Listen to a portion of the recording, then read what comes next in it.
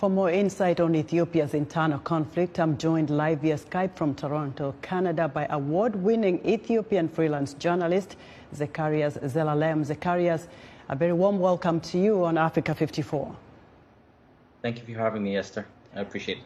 You know, the Ethiopian government is rejecting a Human Rights Council report on intentional starvation in Tigray, sexual violence, rape, among so many other atrocities in Tigray.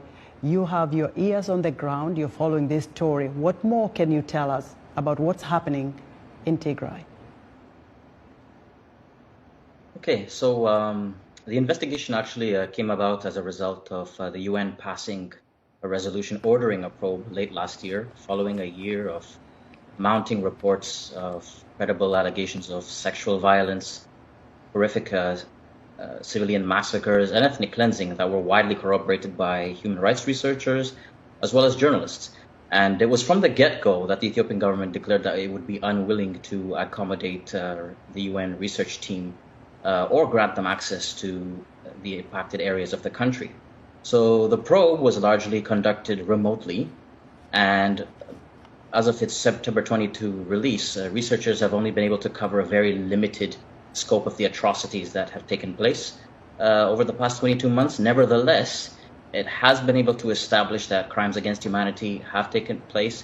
It has been able to establish that all of the warring factions are responsible for atrocities. However, I guess what irritated the Ethiopian government was the fact that it had determined that the scale of the atrocities committed by Ethiopian forces and their allies outnumbered that were committed by Tigrayan forces, their foes.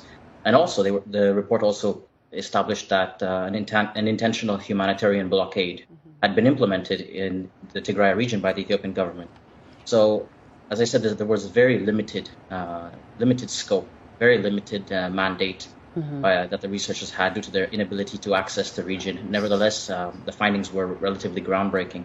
So, Zecharias, do we know who exactly is being targeted by these airstrikes that began on August 24th? There was one today that killed the 60-year-old man that we talked about. Who is the target here?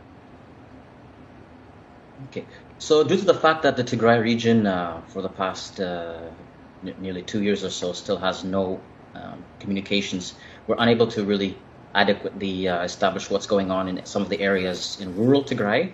But for what we can say in the Tigrayan capital of Mekelle, at least as of last week when I spoke with Dr. Fasika Amdeselasi, who's a surgeon at the largest hospital in the region, the Eider Hospital, he told me that his hospital had dealt with 18 dead and dozens of wounded, all of whom were unarmed combatants, residents of the highly populated city of Mekelle, which had a pre-war population of some 500,000 residents.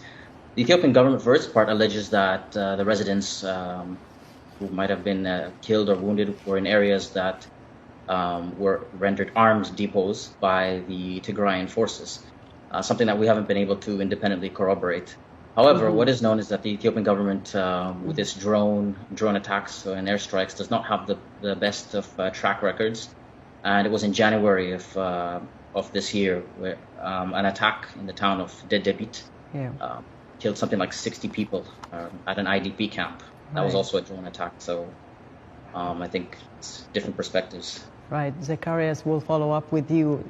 Thank you very much for your insight. Zecharias Zelalem is an award-winning Ethiopian freelance journalist.